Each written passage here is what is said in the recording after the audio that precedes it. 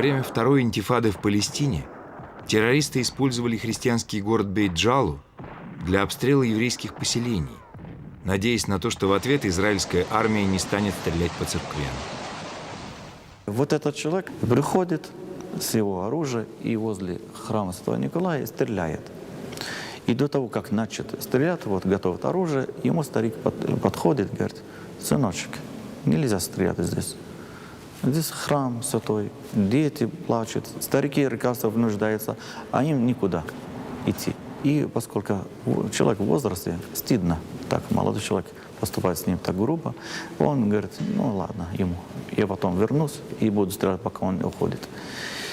И говорит: я обошел храм, наверное, на 10 метров, и слушай, бум, то есть ракету пустили на место, где он стоял. Он быстро возвращается, не ради что стрелять, а ради того, что спасти человека, который еле-еле ходит на палке. Его не нашел, останки человека нету, крови нету. Странно. Начал по домам ходить и спрашивает: у вас есть такой человек в возрасте, на палке, седой, белой, бороде и так далее? Говорят: нет такого у нас, это нет, другой нет. И увидел храм, как открыто, люди здесь убирают. И когда заходит, подходят иконы, которые вот на налой, и узнал лик человека, который вчера его спас. Случай чудесной помощи и заступничества святителя, который произошел в 2002 году в том месте, где, по преданию, Николай Угодник жил во время паломничества в Святую Землю, далеко не единственный. Из подобных рассказов можно было бы составить целую летопись его чудес в наши дни.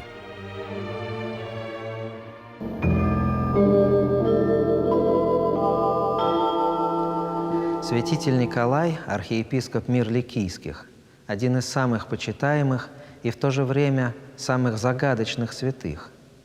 Его имя известно на Востоке и на Западе, известно христианам и не только христианам. Но о реальной жизни этого святого мы знаем очень мало. Не сохранилось ни одного документированного свидетельства о том, что такой святой существовал и жил в IV веке. И в то же время тысячи людей испытали на своей собственной жизни реальное и ощутимое влияние молитвы святителя Николая Чудотворца. Мы знаем, что он приходит на помощь подчас в самых неожиданных и самых трагических ситуациях. И этот парадокс свидетельствует о том, что в жизни Церкви многое совершается не так, как в обычной жизни.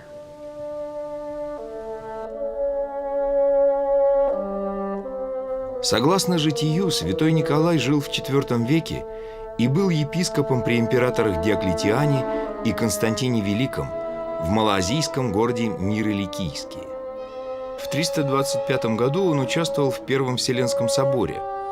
Правда, в сохранившемся списке 153 участников собора его имени нет.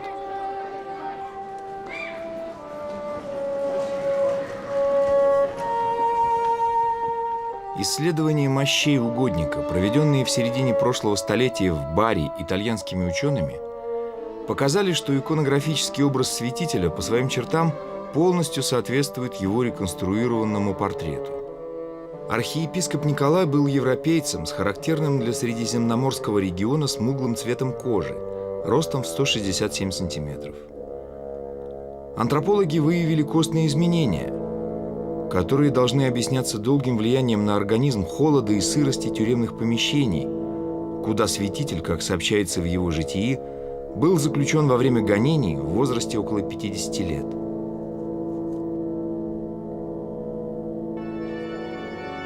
Самые ранние редакции жития святого Николая датируются VIII веком. В древнейших списках, дошедших до нас на греческом, латинском и сирийском языках, сказано, что он заботился о неимущих, спасал бедствовавших на море. Однажды он явился во сне императору и избавил 3 неповинных людей от смертной казни. По версии, которой следуют Дионисий и Илья Репин, архиепископ Мир и наяву своей властной рукой остановил меч палача. И никто из присутствовавших не осмелился противиться им. Все поняли, что творится воля Божья.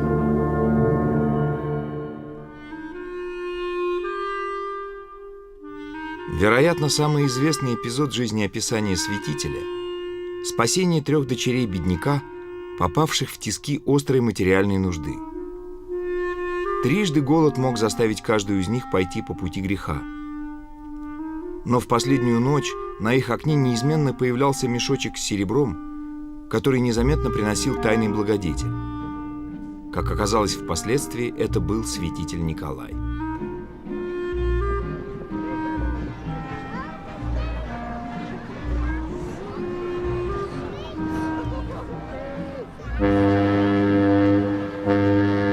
Или точнее от Синтерклааса, потому что эта традиция родом из Голландии, где святого Николая считают своим небесным покровителем. Первоначально именно в день его памяти, 6 декабря, дети получали подарки.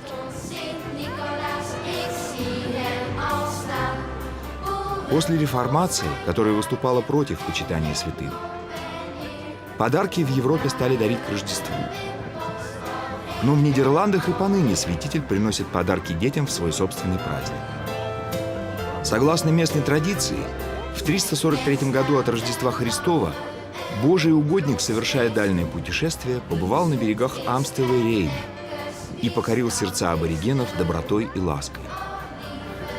Сегодня он также приплывает, как заморский гость, и не в фольклорном костюме, а в архиерейском облачении, как положено. У ратуши он пересаживается на коня, и торжества начинаются. От житий не всегда можно требовать полной исторической достоверности. Они на нее и не претендуют. Житие – это словесная икона святого. Оно рисует его духовный облик, говорит о его значимости для церкви. Святитель Николай называется в богослужении правилом веры и образом кротости. Взирая на его икону, мы понимаем, что таков должен быть православный архиерей и таков должен быть всякий верующий во Христа. И тут важно сказать о тех чудесах, которые святой совершает уже после своей смерти. Оказывается, таинственным образом в опыте Церкви то, что мы узнаем о святом из его жития, соответствует тому, что происходит с людьми, потому что чудеса, описанные в житии, многократно повторяются в опыте многих людей. Сохранилось последнее интервью известной актрисы Любови Соколовой. Как оказалось, всеми любимого образа бабушки советского экрана могло не быть, если бы святитель Николай не помог Любови Сергеевне пережить блокаду. Это было в 1941 году, в день моего рождения. Мы с моей свекровью стояли, Зоей Ивановной, что-нибудь купить, ничего не достали, это блокада была.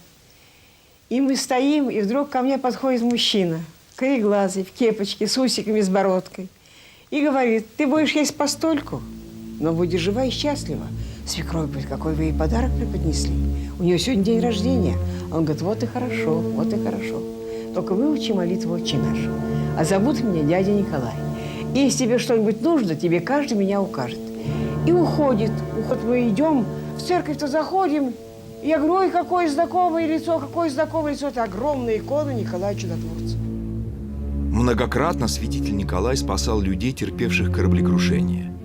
Его почитают как покровителя мореплавателей и всех путешественников. Однажды рано утром, это было в Литве, я ехал на машине. За рулем сидел неопытный водитель. Ехали мы вроде бы не очень быстро, дорога пошла на спуск, и неожиданно мы въехали в облако тумана. Водитель не заметил поворота. Дальше я помню только какие-то удары и темноту. Все происходило очень быстро. Мы очнулись в глубокой низине. Оказалось, что машина упала с обрыва и несколько раз перевернулась. Когда потом приехала дорожная полиция, первый их вопрос был: где трупы? Но мы были не только живы, но и невредимы. И я уверен в том, что это произошло благодаря помощи святителя Николая. Не было никакого видения, не было никакого голоса, но было отчетливое ощущение того, что он присутствовал на этом месте именно в этот момент, и что именно он спас нас от смерти. Своей отзывчивостью на беду Скорой помощью святой Николай снискал такую любовь в русском народе, что, безусловно, стал на Руси самым почитаемым из всех святых. В одной только Москве 60 храмов посвящены ему. Николы в Хамовниках, Николы в Толмачах, Николы в Пыжах, Николы в Кленниках. На одном только Арбате, на одной улице 3 церкви были никольскими. Никола Плотник, Никола на Песках и Никола Явленный. В православном календаре память святителя отмечается дважды – в декабре и в мае. Декабрьский праздник – день его блаженной кончины. Этот праздник, 6 декабря по старому стилю, 19 по новому, на Руси называли Николой Зимним. Иной раз Николой Зимним называли также икону, на которой он был изображен в митре. Зимой же ему холодно, нужна шапка. 11 августа на Руси отмечали Рождество святителя Николая. Это был Никола Летний. В этот день, в 1225 году, из Корсуни в Зарайск был принесен чудотворный образ святителя. Перед иконой молились Сергей Радонежский и князь Дмитрий Пожарский, Василий Жуковский и Федор Достоевский. В храме, построенном в городе для святыни, был создан памятник древнерусской литературы «Повесть о разорении Рязани Батыем». В наши дни праздник образа Николы Зарайского, прославившегося чудесами на всю Россию, отмечают 22 мая или 9 мая по юлианскому календарю, вместе с еще более известным днем памяти святителя, с Николой Вешним, то есть весенним. Этот праздник в календаре именуется Днем памяти перенесения честных мощей святителя из мир ликийских в Барград. Перенесением это событие можно назвать лишь с большой долей условности, потому что на самом деле это была самая настоящая кража. Тогда, в 1087 году, итальянские купцы из города Бари приехали в родной город святителя, миры ликийские, проникли в храм, где хранились его святые мощи, связали стороживших их монахов, извлекли мощи из саркофага, погрузили на корабль и переправили через Средиземное море. В истории греческого православия это событие до сих пор воспринимается как трагическое. Мы же, как это ни парадоксально, вместе с католическим Западом отмечаем его как светлый праздник. В эпоху крестовых походов очень многие святыни и мощи были вывезены крестоносцами с востока на запад. И никогда ни одно такое событие не воспринималось как праздник на православном Востоке. Но у мощей святителя Николая особая судьба. Во-первых, неизвестно, сохранилась бы святыня в мирах ликийских, которые подвергались набегам пиратов, а затем были завоеваны турками. Во-вторых, до начала крестовых походов родственные связи русских князей с Европой, а также военные и политические, были прочнее византийских. Например, княжна Анна Киевская, дочь Ярослава Мудрого, хотя тогда уже и не правила Францией, но оставалась королевой-матерью. Более того, некоторые исследователи отождествляют норманнов, завоевавших в 1701 году Бари и юг Италии, с варягами. Это значит, что в похищении мощей могли участвовать русские моряки.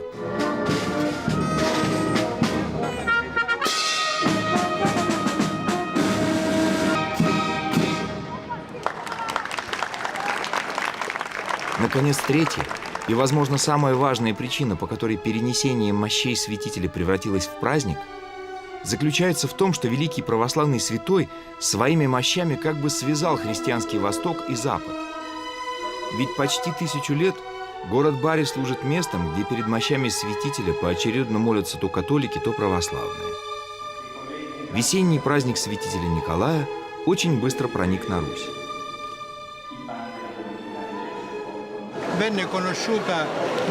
Этот праздник через 7-8 лет был уже в Киеве. Уже в XI веке в летописи было записано: слово перенесение мощей. Эта базилика вся полна людей из России, Украины и Беларуси. Per questo San Nicola è davvero il santo dell'unità dei cristiani. Поэтому Сан-Никола Tutti lo amano, – это праздник non для всех soltanto христиан. i cattolici e gli ortodossi, Его любят не только ma православные и se si prende католики. internet, Но и если si посмотрим в trovano интернет, almeno то un увидим, что migliaio тысячи лютеран, chiese протестантов, luterane, если не protestanti, почитают, то perché любят l'amano, святого anche se Николая. non venerano. В Бари весенний праздник святителя Николая продолжается 3 дня. В первый вечер выходят на лодках и кораблях в море, чтобы символически встретить святителя. Следующий день – день города, костюмированные шествия, парад оркестров, гуляния и, главное, месса в порту под открытым небом, на которой присутствуют тысячи человек. Для ее совершения из базилики приносят храмовый образ – старинную резную статую святого Николая, богато украшенную в том числе и дарами российских государей. Вечером 9 мая – кульминация торжеств. В базилике совершается месса, по окончании которой духовенство и миряне спускаются в крипту, к гробнице святителя. В престоле открывается специальное оконце, и через него достают святое миро.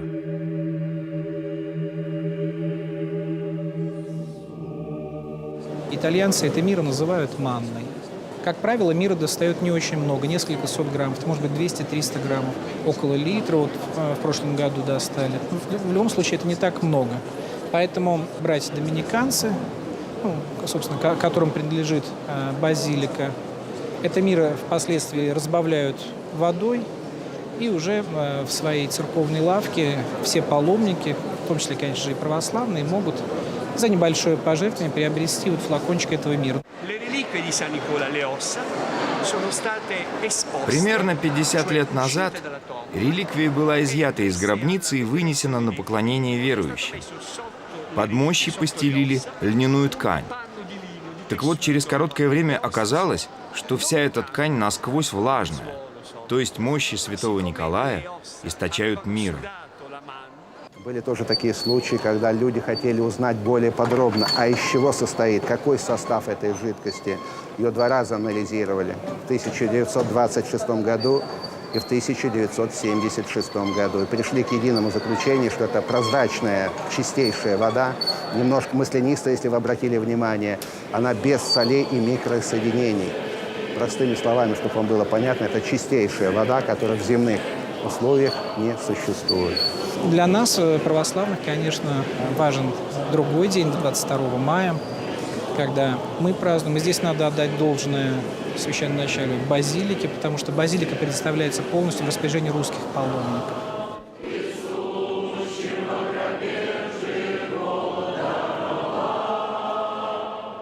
В год Куликовской битвы, 1380 крестьянин вятского села Крутицы по фамилии Агалаков увидел в лесу чудесное сияние, будто от 1000 свечей. Крестьянин не сразу решился приблизиться к месту, откуда исходило сияние. Но когда приблизился, увидел там икону святителя Николая. Вскоре от этой иконы начались чудеса и исцеления. Дом Агалакова не мог вместить всех желающих поклониться ей. Тогда на берегу реки Великой был построен храм в честь святителя Николая. И вокруг этого храма возникло новое село, которое существует до сего дня – Великорецкое. На протяжении нескольких столетий к чудотворной иконе святителя ходили по воде на лодках и плотах. Но потом, чтобы могли поучаствовать все желающие, начали ходить пешком. К концу XVIII века разработали сухопутные маршруты устав шествия, которыми вновь пользуются в наши дни. Продолжается ход 5 дней, с 3 по 8 июня, и покрывает расстояние в 150 километров от Вятки до Великорецкого и обратно. До революции Никольский крестный ход собирал по 100 тысяч человек. Сегодня от 30 до 60 тысяч, и их число с каждым годом растет. Меняются их судьбы, меняются там их семейные отношения, налаживаются семьи. И вот это все как бы, скажем, некие такие личные чудеса, маленькие, которые в жизни проявляются, они как бы привлекают каждый раз новых людей. Удивительно, но советская власть не могла запретить Великорецкий крестный ход до 1935 года. Только после уничтожения Вятского кафедрального собора и чудотворной иконы святителя верующие стали ходить в Великорецкое малыми группами, неорганизованно, тайно. Но традиция не пресекалась даже в годы самых лютых гонений на веру и церковь.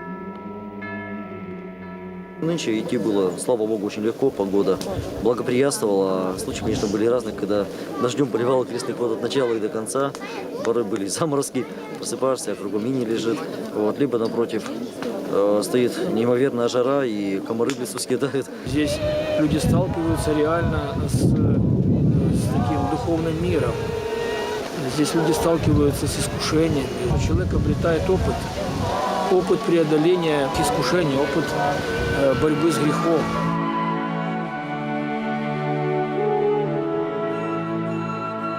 – 150 километров в основном по бездорожью. Спальные мешки, палатки, теплые вещи, литургия в 6 утра в походном храме. Это серьезные испытания и для телесных сил, и для веры. Можно сказать, что преодоление этого крестного пути – еще одно чудо святого Николая. Ведь в итоге справляются с маршрутом даже маленькие паломники. У нас некоторые ребята идут уже далеко не в первый раз, и каждый год для них определенные испытания. Кто-то гордится тем, что вот я вот в прошлом году прошел там первый день пути, а вот нынче я уже 2 дня осилил. Вот третье бегание получается. Кто-то уже с гордостью говорит о том, что я все 3 дня осилил. Помню, как вот этот участок шел в прошлом году. Вот. Ну и, конечно, ребята, мы не просто с ними идем, по дороге беседуем, мы по дороге еще и молимся. Каждый переход начинаем с чтения акафиста. Ну а по дороге у нас, по сути дела, да, такой живой урок и истории церкви, и краеведения, и бесконечные диалоги. Просто, конечно, где-то мы побалуемся и побегаем, некие есть дети. Я очень хотела идти, потому что здесь очень красиво, идешь по лесу и весело очень. 22 августа по новому стилю в подмосковном Николо-Угрешском монастыре отмечают праздник явления иконы чудотворца Николая благоверному князю Дмитрию Донскому. Событие это произошло в 1380 году, ровно за месяц до дня Куликовской битвы. Русское войско остановилось на привал в этом месте, на берегу Москвы-реки. И вдруг на ветвях дерева князь Дмитрий увидел образ святителя Николая. Зная, что Авва Сергий молился перед своей келейной иконой святителя о победе русского оружия, он воспринял эту находку как благословение и воскликнул: «Сия вся угреша согрела сердце мое». Отсюда произошло название знаменитой обители, которую князь сам и основал после битвы в благодарность заступнику русской земли. К началу XX века число паломников, желающих поклониться святыням этого славного монастыря, оказалось столь велико, что был организован специальный маршрут. Утром пароход вез верующих из Москвы в Угрешу, а вечером того же дня доставлял домой. Это был тоже своего рода речной крестный ход, хотя и не такой многолюдный, как Великорецкий. Святитель Николай играет огромную роль не только в жизни отдельных людей, но и в судьбах целых народов. Его имя так и переводится с греческого «победитель народов».